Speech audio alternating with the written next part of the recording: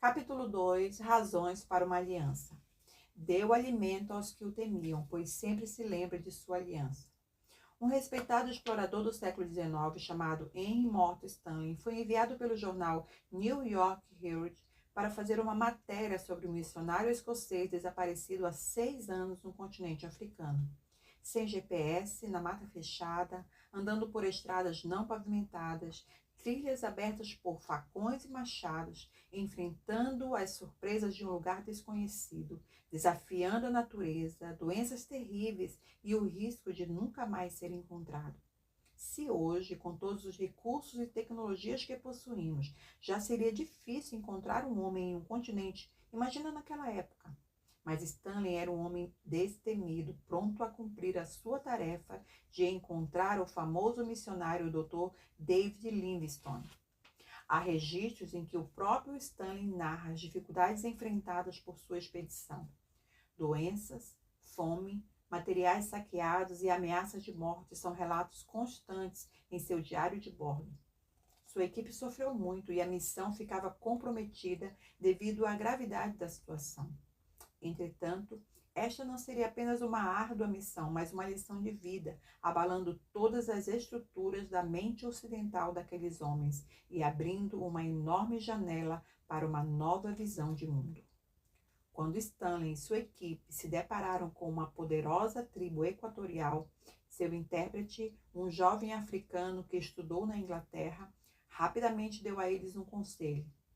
Vocês deveriam cortar uma aliança com o chefe dessa tribo. Stanley estranhou aquela afirmação, pois não sabia o que significava.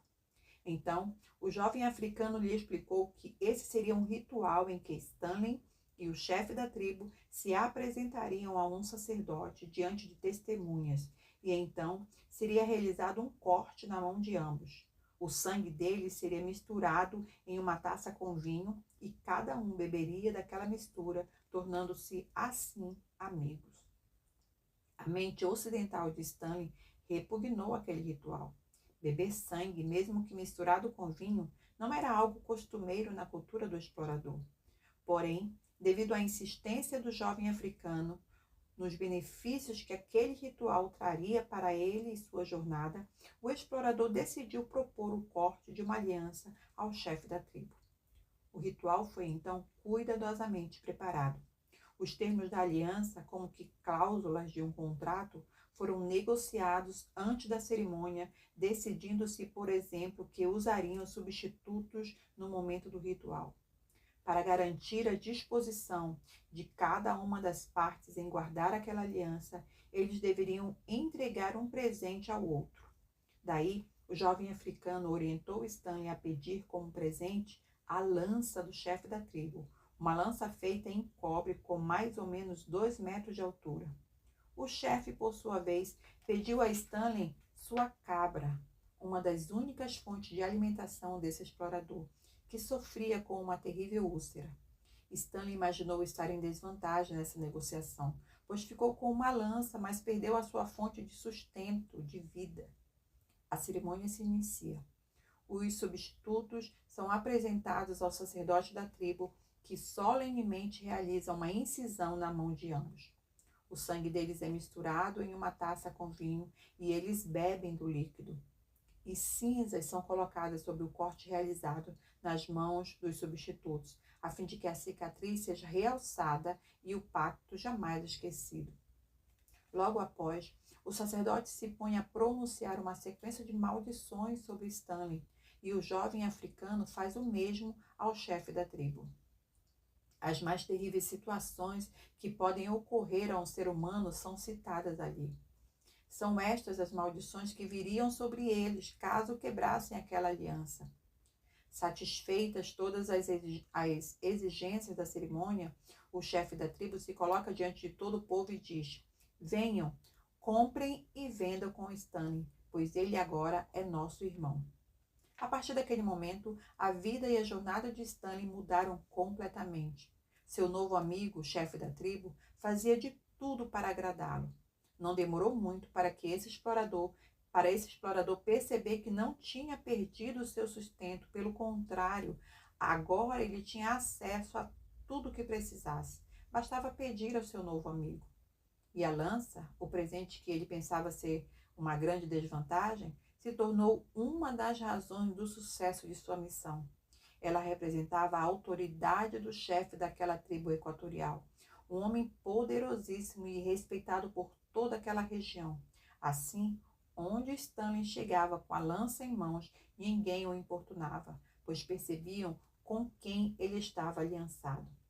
Após mais ou menos 3 anos de exploração, Stanley encontrou Livingstone em uma aldeia de Ujiji e pôde assim encerrar aquela missão. Esse explorador não apenas achou um homem no continente africano, mas encontrou um novo significado para a palavra aliança.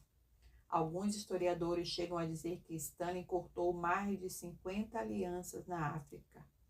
Leia um trecho relatado por Stanley em sua 50ª experiência. Miombi, o chefe, foi facilmente persuadido por Inhambilá a fazer uma aliança de sangue comigo.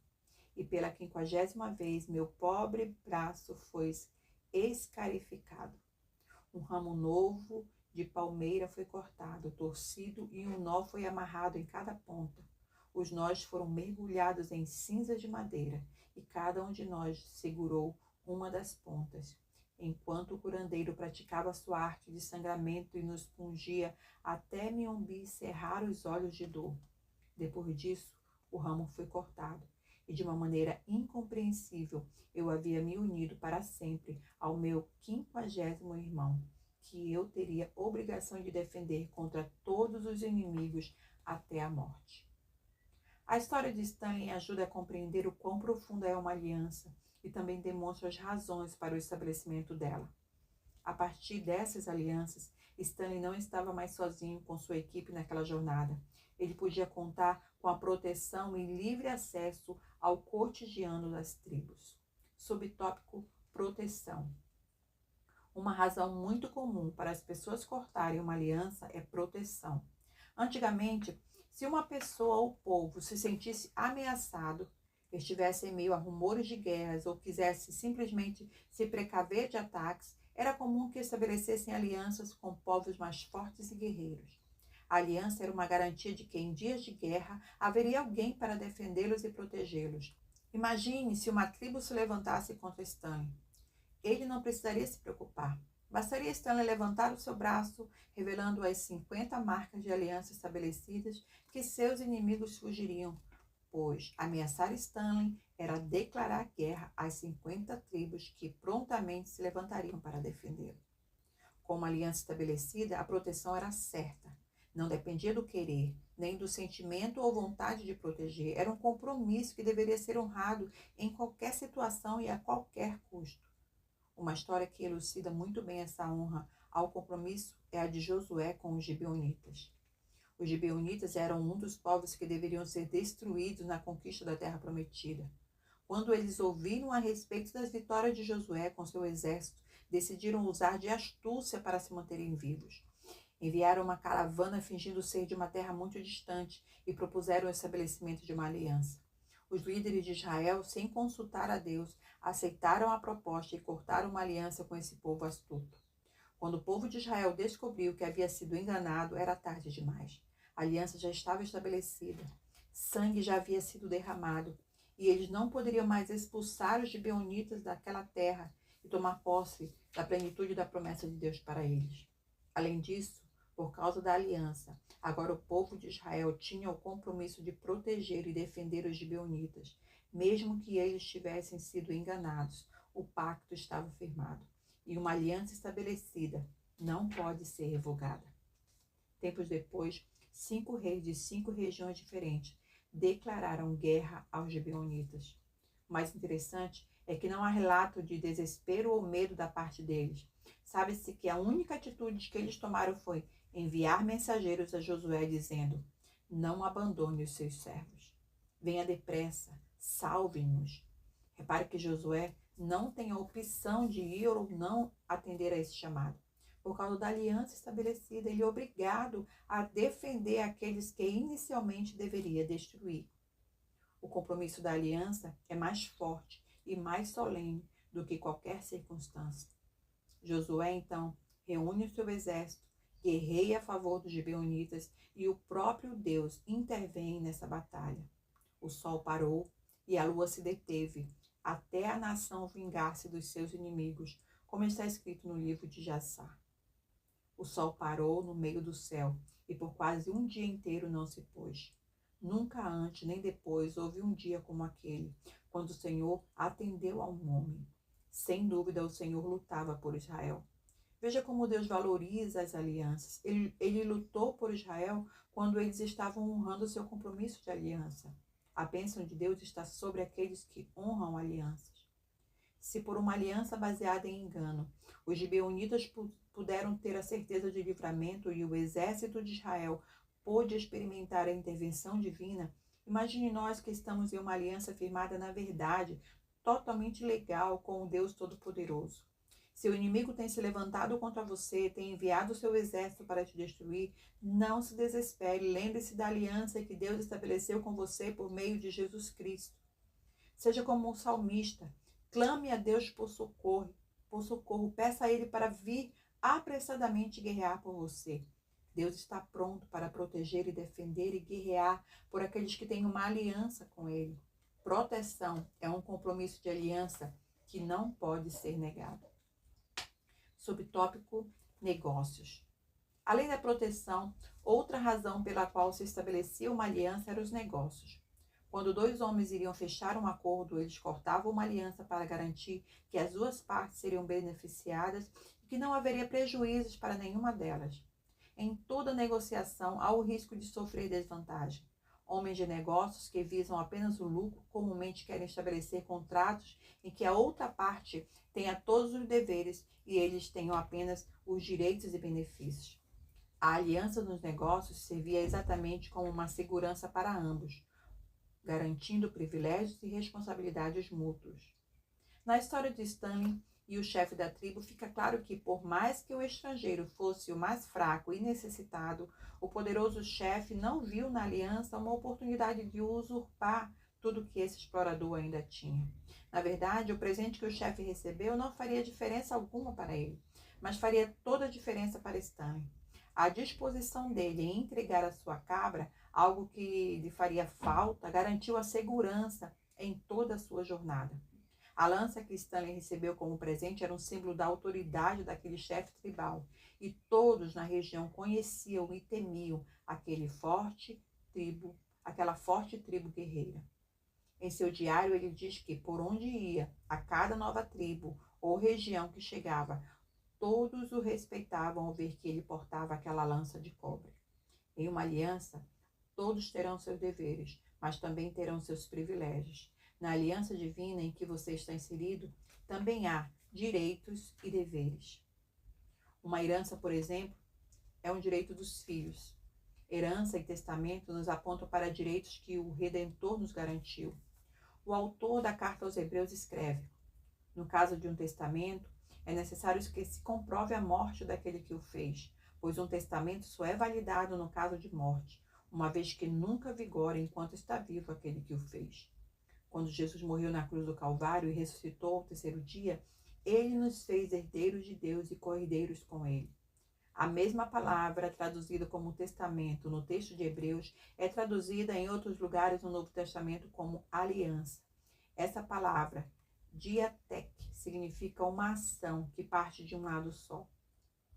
Uma decisão irrevogável que não pode ser cancelada por pessoa alguma.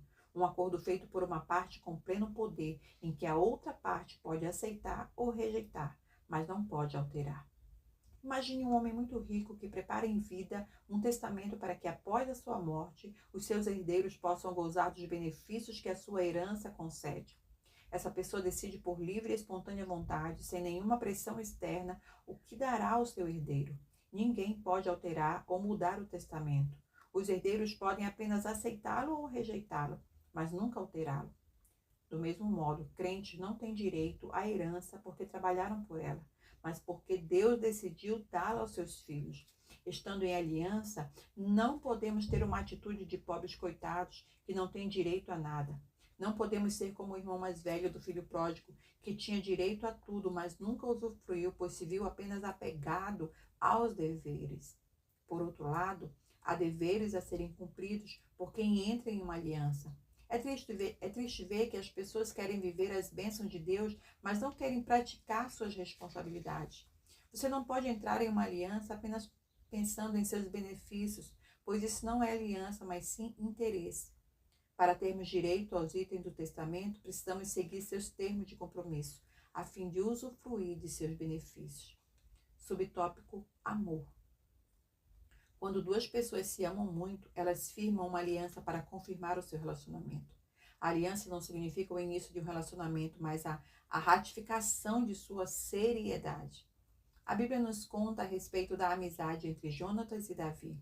O primeiro era filho de Saul, o rei de Israel, e o outro apenas um pastor de ovelhas.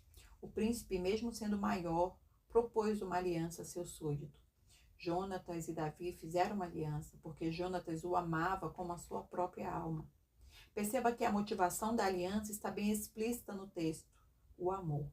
A amizade de Jonatas e Davi leva esses jovens a uma aliança em que os dois se comprometem a se protegerem e a partilharem de direitos e deveres igualmente. O relacionamento de amizade deles não começou com o ato de aliança.